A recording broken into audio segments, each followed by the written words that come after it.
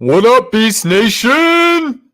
Crack a beer. It's open bar, and let's talk about how to beast. Strong and wild, we rise up high. Conquer fears, won't let them reside.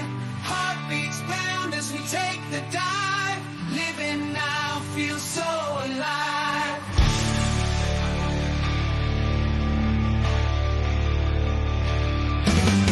Heart steel veins glowing bright.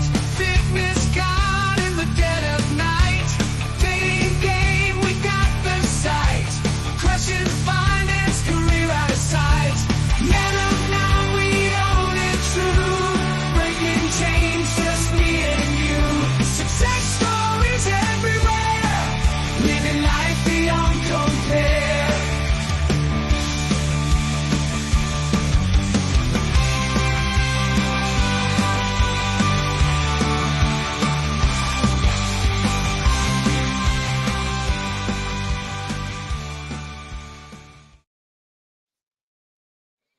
What is going on, guys? Big brother Kevin here from the Men of Now. Great to be back.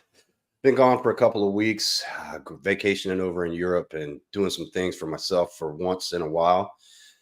But if you've been following us here for the last month or so, we've been doing a series. We started about 6 weeks ago when we brought up where the manosphere was kind of created and how it's evolved to now. We started with pickup artists, covered a little bit of Rollo Tomasi, and we've skipped a little bit forward now. There's so many influential people in the space that we can't have 6 years of content to just talk about them all.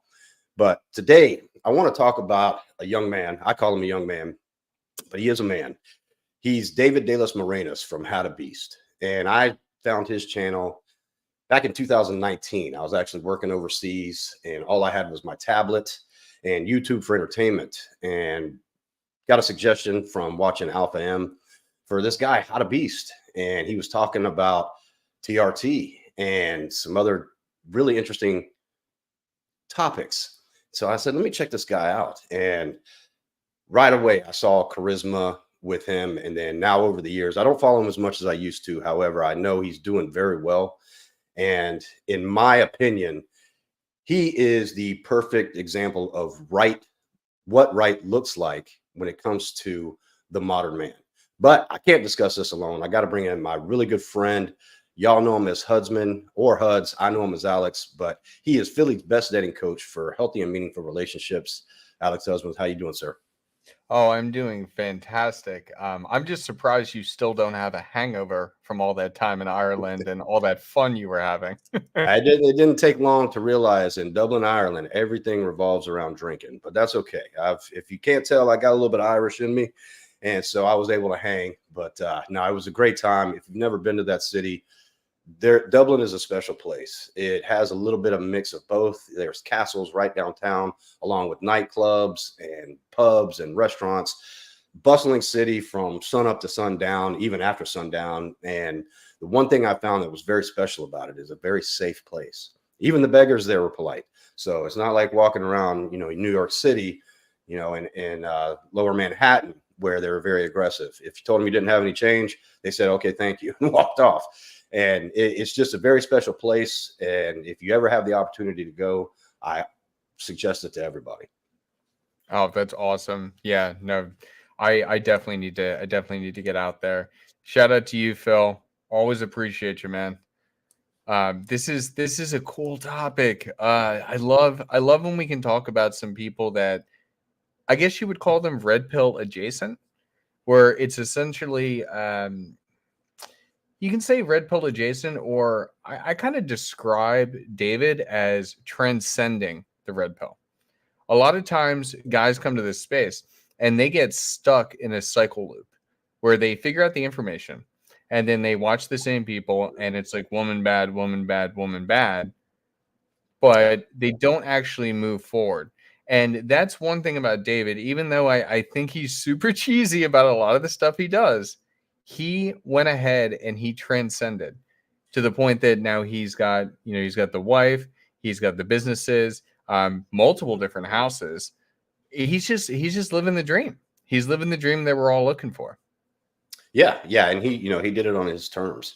And, taking back to what you said earlier, you know, that's what I think is most important is the young men that watch some of the people in the space that have never evolved, never changed their stance on hypergamy, never changed their slogans of "she's not yours, it's just your turn."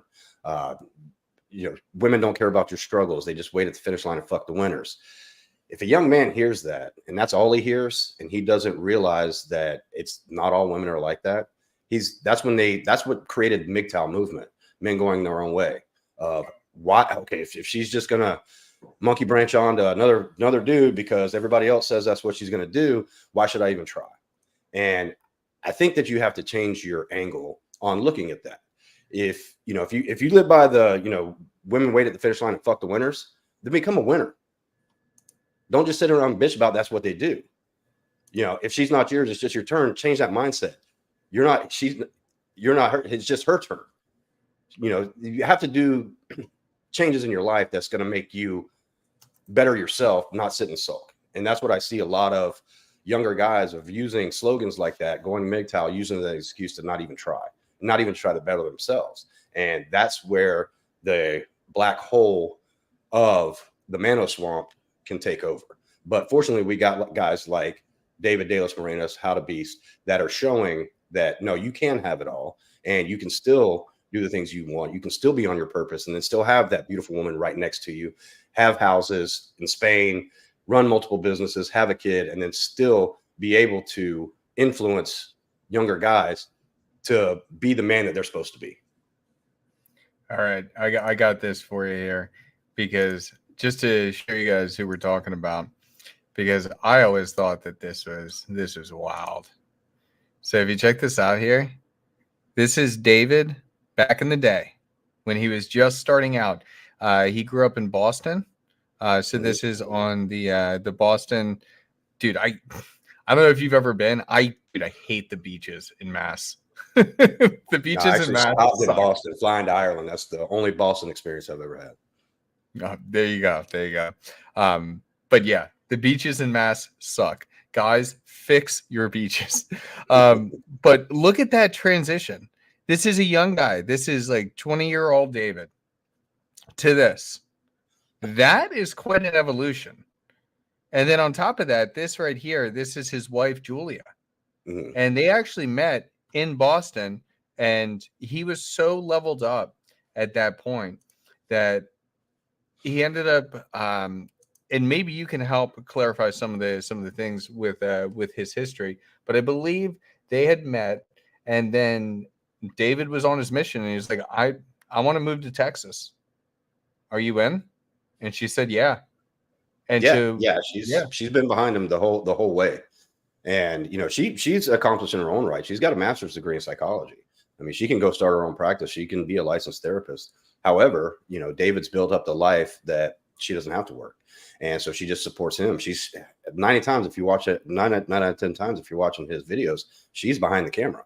So she's been just as big a part of How to Beast and how it's grown than he was. Now, of course, he was a personality. I think he had started it before they had met, but it was slow going, just like a lot of channels are, but he stuck with it. And that's one thing that David didn't do. He didn't quit.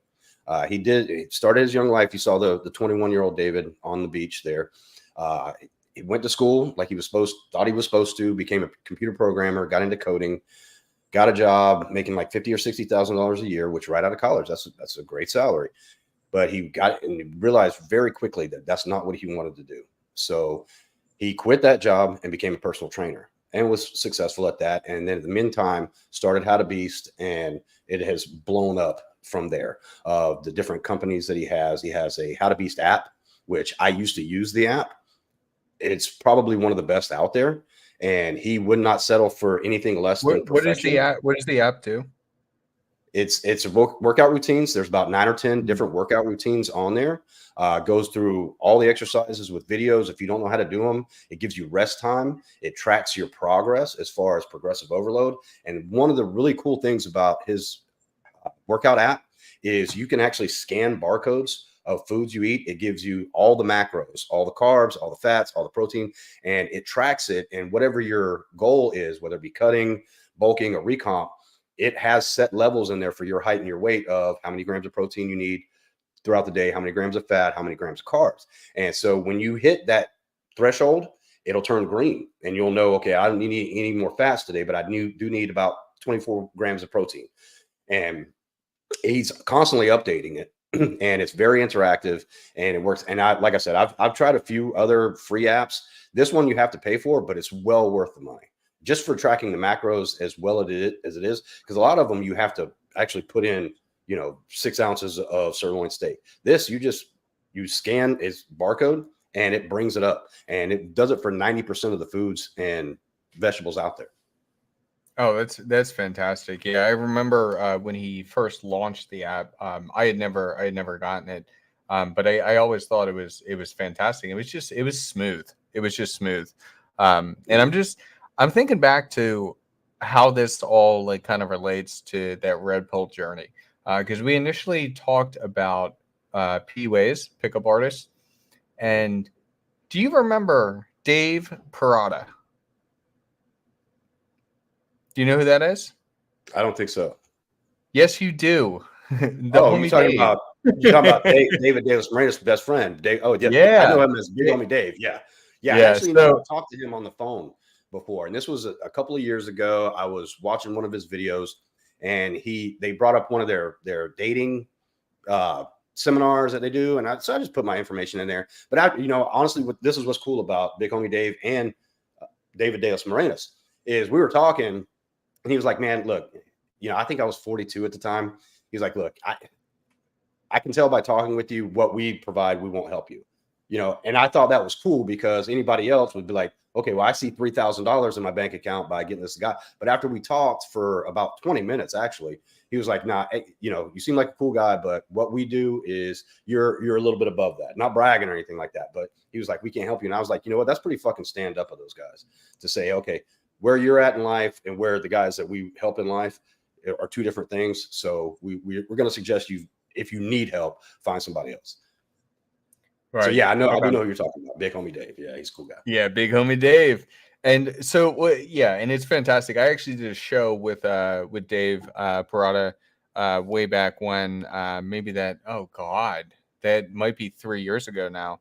But stand-up gentlemen, both of them, absolutely fantastic.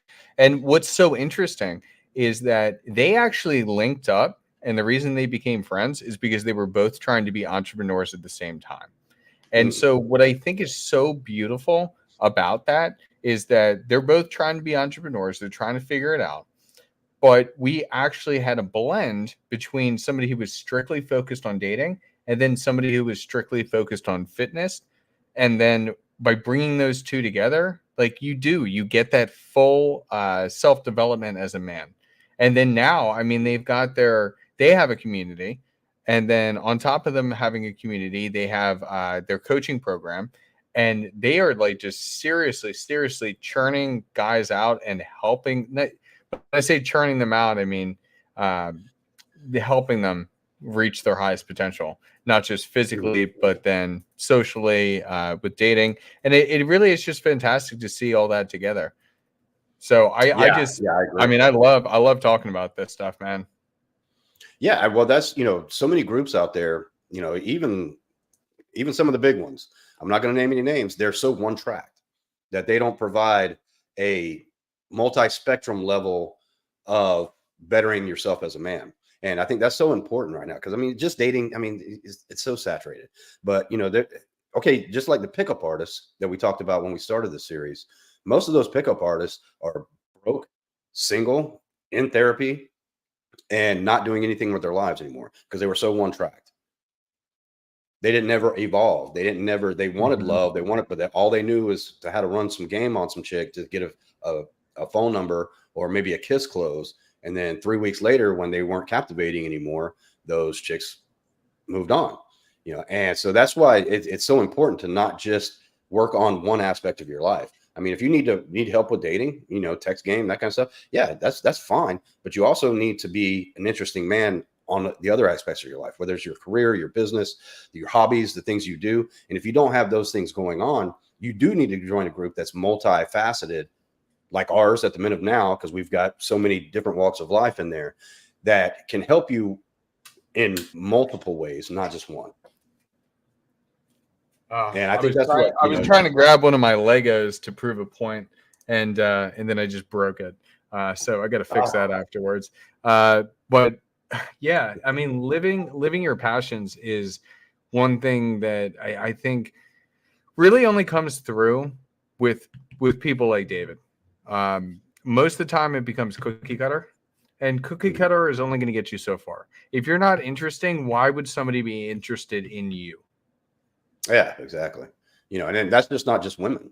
You know, it's got to be other, you know, other friends you want to make. If you want to be a mentor, you have to become a non-cookie cutter mentor. You got to be something that somebody wants to listen to and wants to learn from. And you have to provide quality guidance, not just the run-of-the-mill stuff I read in a book 3 years ago. So I love this thing. All right, I'm going to be a loser right now, but just because. So I love this thing. I have an Iron Giant typically in the hand. It's holding Piglet. I have the entire Winnie the Pooh set and the little tree house from the 100 Acre Woods. Dude, I'm telling you right now, this makes girls wet. As much as anybody can try and argue, dude, anybody can argue with me. It's never failed. It's never failed. Well, it shows ingenuity. It shows that you can put it together. You know, you're building something. That's a trait that a man needs to have, whether it be Legos or a 16-story building. You know, if you're good at that, believe it or not. I mean, I'm not even being facetious there. You know, that's something that makes a person captivating, of having a hobby other than, you know, watching porn. You know, dude, I got a story for you. I have mentioned it before, but I'm going to go ahead and mention it again. So with the girl who's going to be my wife, we won't need to mention her name, but oh man, I love this girl to death. It is so funny when I think back to the first day that we were together. We've been together over 4 years now. On that very first date, of course, yeah, we had a sex marathon after dinner. It was absolutely fantastic. And I remember laying in bed with her after we had sex the first time. We did 5. We did 5 rounds. Quite proud of myself. I'm coming up in age. I don't know if I can keep doing that, but was quite proud of myself at the time. The very first time after we finished having sex, I asked her, at what moment did you realize that you wanted to have sex with me? At what moment did you realize you were attracted to me? And she said, I shit you not. She said, it was the moment that you started talking about that Korean video game you play that you've been playing for 5 years, and just the passion you spoke about it. How wild is that? That was the moment that she decided she wanted to sleep with me, is because of some stupid Korean video game I'd been playing for 5 years. Oh no, it makes sense. You know, I mean, Freud said that you can actually tell if you can spend the rest of your life with someone within the first 30 seconds of meeting them.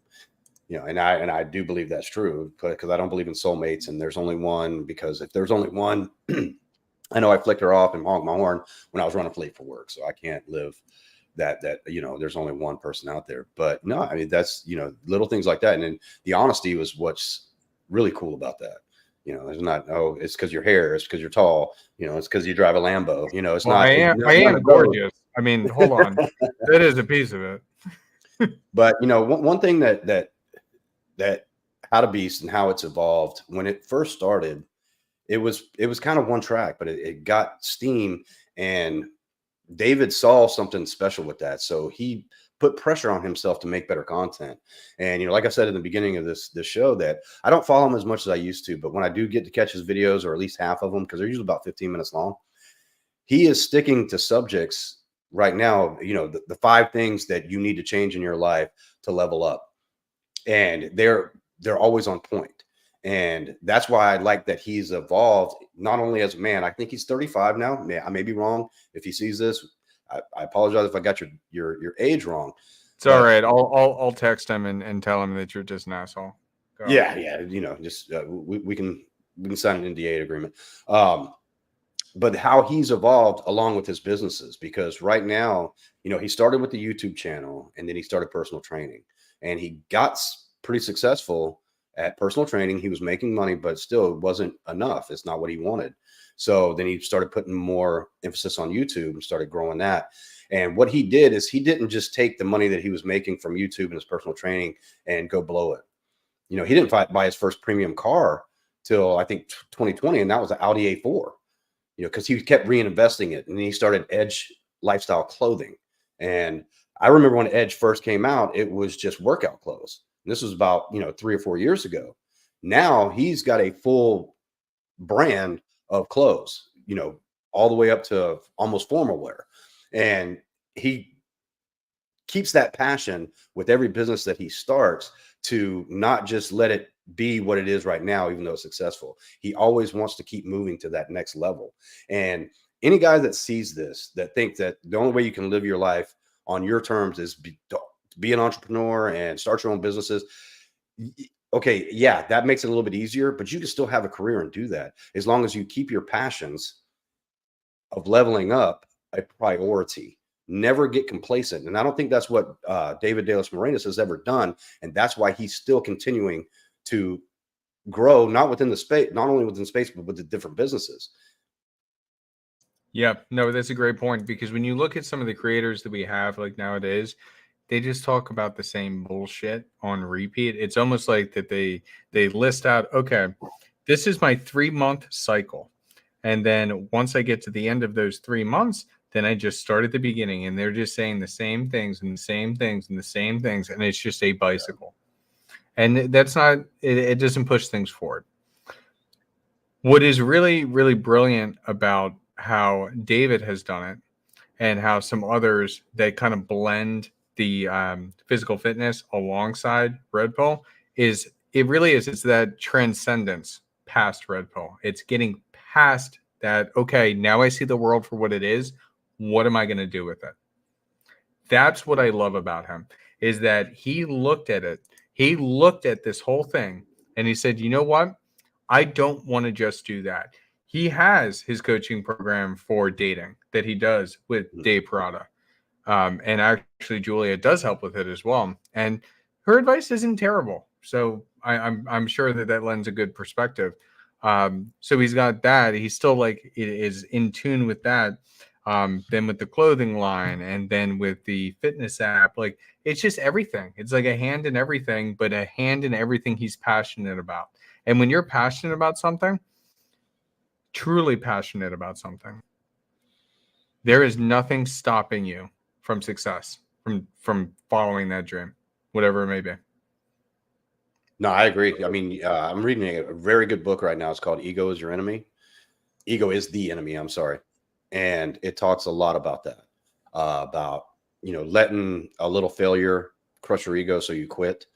I don't know the guy personally, but I can only imagine how many failures that Dave from How the Beast had before he hit his stride. And I can guarantee you, if he's got 6 businesses now, which I think that's what he's up to, I guarantee you there was 12 failures before that. But he didn't quit. He didn't stop. He didn't let society or the norms make him go back to that coding job because he didn't know what he wanted to do. He kept pressing forward. And unfortunately, I'm not going to get down this rabbit hole, but, we're definitely in soft times right now. And, the saying, soft times create soft men. And there are a lot of hold on. Give us the full quote, because this is a very powerful one. Well, full quote is, hard times create hard men. Hard men create soft times. Soft times create soft men. Soft men create hard times. Cycle. It's a cycle. And I would say, in my opinion, right now, we are definitely in a soft times has created soft men. And all right, hold on. I'm in my soft guy era, and I don't really understand what your deal is.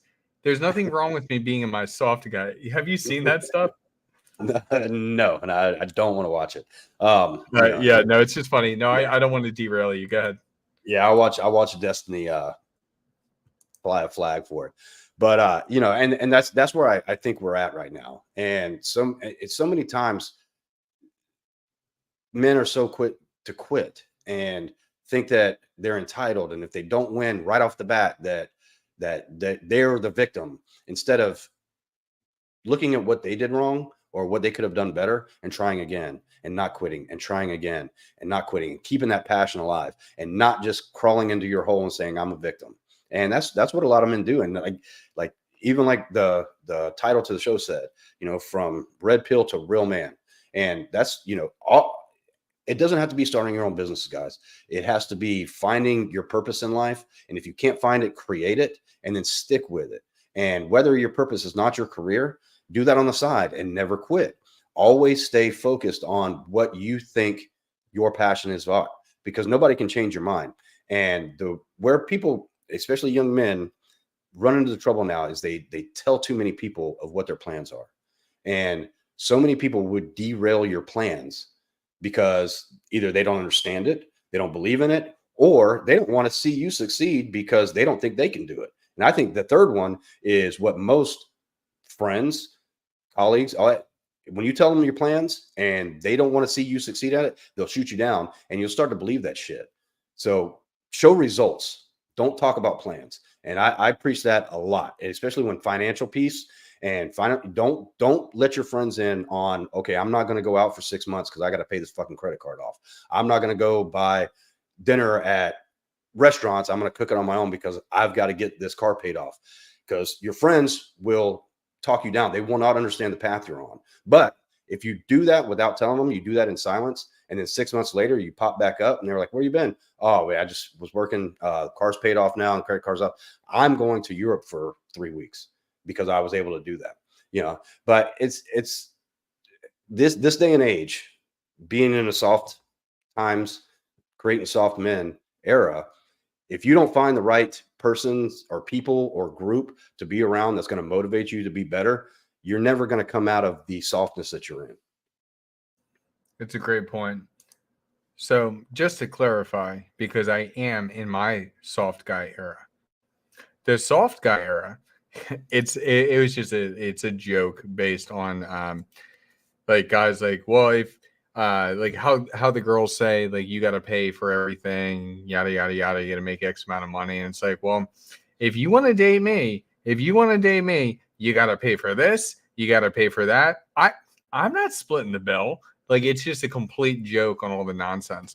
But you're absolutely right. That was one of the hardest things that I had to deal with. That people, like a lot of the friends that I had in, especially my early 20s, they only would want to hang out to like go get drunk. They didn't check up on me on anything other than, yo, you want to hit the bar tonight? We going to Steam? And it's like, yeah, sure, I guess we can like go do that. But like, I haven't heard from you all week. Like, what else is going on in your life? Like, how are we developing? And it wasn't until really coming to groups like this that we have with Men of Now, and groups like the Dragons with RP Thor, and just these other great men's groups out there, that I started to realize, oh, it's no longer a crabs in the bucket scenario. I can actually succeed alongside others. And that's what made David so successful with How to Beast. He became best friends with Dave and David. They became best friends through an entrepreneur group. And then they've been working together and doing this stuff ever since. It's just you gotta make that first step, and it doesn't matter. It does not matter if people are going to be tearing you down. It really doesn't. It really doesn't, because it's about your mission. And if they don't understand it, so what? Who cares? Nobody really thinks about you that much. They typically, especially those relationships in like, you know, I would say 25 and younger, it's all selfish on everybody's end. Yeah, That's really what it is. Everybody's thinking about themselves. So they don't give a shit. If you disappear for 6 months, they're not even thinking about you. yeah, and I mean that speaks volumes, and a lot of guys don't understand that. And you know, I'll be honest with you. Growing up, I grew up in party town, man, Panama City Beach, Florida. Everybody knew everybody. It was a Dude, small you town. grew up in PCB? Yeah, yeah. And I did I'll not tell you, know that. that was a fun place to grow up. But I, and I had a lot of friends. I wasn't the most popular guy, but I was popular, and we all had a big group of friends. I don't converse with any of them anymore. Maybe two of them.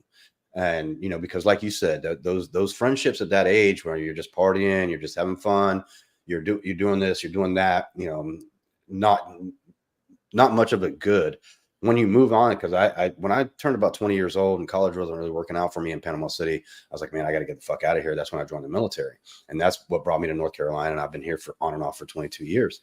And when you first leave, you're like, okay, man, I'm going to go home 3 times a year. I'm seeing, but you start to realize that those friendships that you had, that they were real friendships. However, they were so superficial and they were so one track of partying, having fun, doing the things that are not helping you become a better man or leveling up in life. You realize that, and it's not like you're hurt feelings about that. But here's the one thing, and I know David has done some shows on this, and we need to do a show on this here pretty soon, because I know Alpha M does it. Alpha M recycles his content, and I understand why he does it. But one of those things you have to do is you have to make the conscious decision that if your friends are not helping you, then you need to drop them as friends, because they're not real friends. And when I mean helping you, not encouraging you, not being there with you to help you level up, and vice versa, you helping them to level up. If it's just going out to bars and drinking, if it's just going out to try to chase girls, if it's just going out to smoke weed and do drugs and that kind of stuff, they're not helping you progress in life. So you got to bite the bullet, and you got to make the conscious decision that they're not my real friends. And so I'm not going to hang around with them anymore. And I need to go my own path and find some people that will help me achieve, and I can help in return. And the saying is, you're the average of the 5 people you spend the most time with. So if the other 4 friends that you have are potheads that can't hold a job because they can't pass a drug test, then you're not going to be much more than that. And I don't care what you've been through. I don't care what you're going through. And I don't care all the fun things you've done together. If they're not helping you progress, you've got to cut them out of your life. It doesn't mean you have to turn your back completely, but that means when they call up, hey, you want to go smoke a joint? You got to start saying no. And if they start chastising you because you want to leave that part of your life, then fuck them. They're the problem, not you. That's a they problem. So you got to realize at some point you've got to make the conscious decision that if the people that I have around me are not helping me, then I need to find some better people. And I think that's what David, both of them did. Like you said, they met at an entrepreneur course. You're only going to, that's like-minded people right there. And then they click, they hit it off, and they've been best friends for 5 or 6 years now, maybe even longer. And they've started businesses together. They've moved on. He lives, I know Big Homie lives in Mexico City. And I think David's back in Austin now.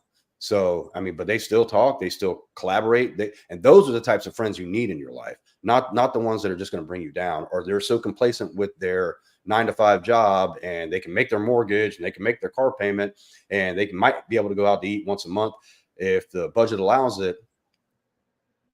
Those people don't help your life. You need to find people that are going to motivate you, like-minded, and it's going to help you and encourage you to do better things for yourself. It's a great point. It's wild. Like when I think back to those days of going out with those guys, and if he ever hears this, he'll know exactly that I'm talking about him. This dude was telling me about Hex and telling me about crypto way back in the day. When we did go out, because he put his head down. He put his head down for a while. When he did come out with us one night, he showed me his account. $2 million. $2 million. Dude didn't sell, and he just wrote it into the grave. And now he's still doing the same stuff. He's doing manual labor. He actually is housing his mom. So he's paying rent essentially for 2 people. And he's in the same place he always was. The right type of people, as you were saying, it's not about necessarily encouraging you, but it's about creating the right environment for everybody to succeed. So when you were surrounded by the right type of people that are going to hear you, listen to you, understand where you're going, and then, give you advice, give you maybe some of that subtle encouragement, the world just completely changes. And it was like as soon as I moved out of that area and stopped hanging out with those people, yeah, everything changed. And it was crazy. The very first time I started doing any of this stuff, because I came out of nowhere. As I said, like I did a stream with Dave Parada way back when. He was one of my first. I did these streams. I had Alan Roger Curry on. I had Rich Cooper on. I had Troy Francis on. Dude, I'm a fucking nobody at this point. I don't have a following. I'm nothing. But you just move with authenticity, and when you move with authenticity, other people feel that. So if you're not growing, or you feel like you're not growing with whatever you're doing or wherever you're living, start thinking about it. Start thinking about those that you're spending that time with. Because, dude, I'm not gonna lie, a lot of the shitty, stupid nights that I've had with those guys, I'll never forget them. They were a hell of a lot of fun, but they didn't help me move to the next stage in life. Yeah. Yeah. Oh yeah, I think back to, man. I mean, like that's some, like I always tell. I even tell my parents, Panama City was a fun place to grow up. It was a party town, especially back in the late '90s, early 2000s. Not to become what it's become now. And we had a lot of fun. And one thing we learned how to do at party. But I'm glad I got that out of my system early. But I've got friends that are my age. I'm 45. I'm not, embarrassed about that. But I got guys that are my age that I went to high school with that have never done anything. They've got an arrest record this long, mostly for drugs, still living with their parents, can't even get a job at the convenience store, but that they stayed stuck in that life. And I'm so glad that I made the conscious decision to get the fuck out of there when I did in 2001. And, like I said, I always have those memories, but when I look back, even the closest friends that I had at that time, I look back now and like, we weren't really friends. We just hung out with each other because we like to do the same drugs or drink the same drinks and do the same, party, ride around in cars. At the end of the day, none of us had our backs, and so it wasn't, Right. at the time, you think, okay, we're going to be friends forever. But then when you start to grow up and you start to evolve from that life, just like we're evolving from the red pill now, you start to look back and you start to see, okay, yeah, I'm glad I made this move. I'm glad I cut that friend off, even though it's something you thought we would never do, or you thought you would feel bad about it. When you start doing things like that and start basically creating boundaries for yourself, that I'm not going to go back to that. I'm only going to move forward. And then I'm going to find some people that are going to be with me to move forward, and that have been there, done that, and I can learn from. And then hopefully one day I can teach the next person coming up that's trying to do better in life. Then that's when you really start to open your eyes to, wow, man, this is not about just having fun as friends. Your true friends are the ones that are going to tell you, no, I think you're doing wrong. No, I think you need to try it this way. No, you need to cut that out of your life. The real, the people that just encourage you to stay down here, they're not your true friends. And it's a hard pill for some people to swallow, but you need to realize that those people that are not helping you level up, or don't want to go into business ventures with you, or don't want to explain to you how to get better in life, they are not your fucking true friends. It's actually wild. When I think back to doing all those interviews, right when I would like first was like, you know what, I'm just gonna do this. I'm gonna get more involved with space. One of my best friends, one of my very best friends, all throughout high school, all throughout college, we were kind of weird at the time, and I kind of was understanding the crabs in the bucket. He had commented on one of my posts when I was kind of announcing that I'm doing this dating coaching. And he had commented on the post and he said, "This is like the blind teaching you how to drive."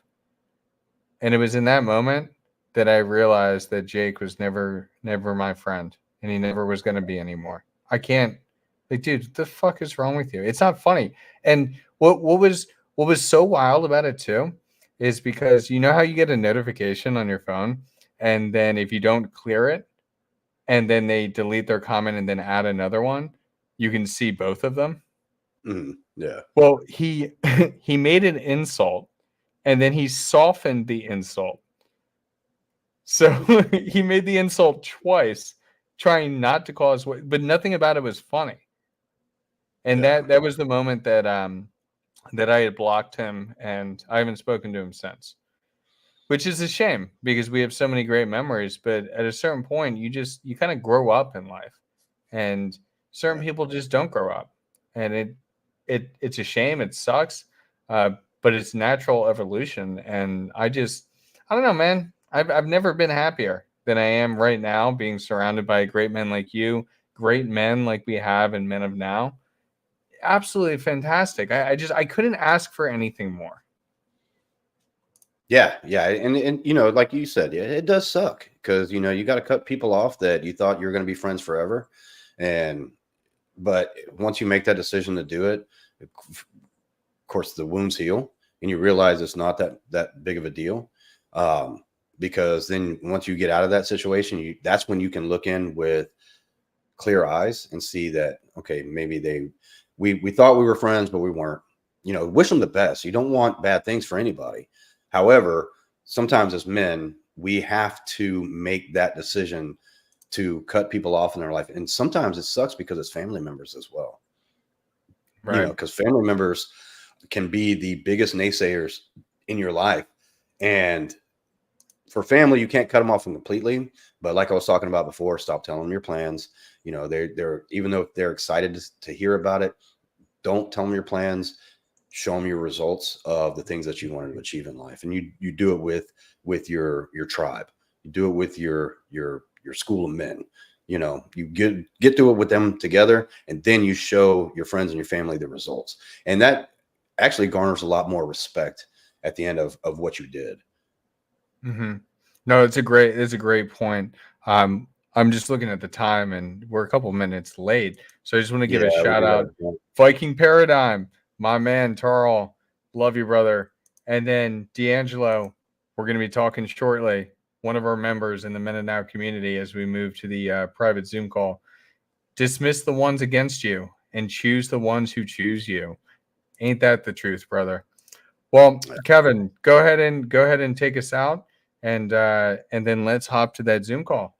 How's that sound? Well, I just want to say, last thing is, if you're seeing this and you don't know about How to Beast, I find that surprising. But if you don't, check out his channel. Like I said, he was very informative for me from about 2019 to where we started the Men of Now. He had a lot of influence on how I wanted to go with another men's group and how we wanted to do it. And check us out. And if you want to join the Men of Now, or at least talk to one of us about what we do, there's a link on the screen right now. But if not, you can always like, comment, subscribe. We always appreciate the support. And if you have a topic that you want us to discuss, always feel free to reach out and let us know. We'll be more than willing to talk about what anybody wants to talk about. So other than that, I'm ready to jump on over to our private meeting. I just have to say I can't wait for some of the things that we have going on in the future. But until next time, guys, peace.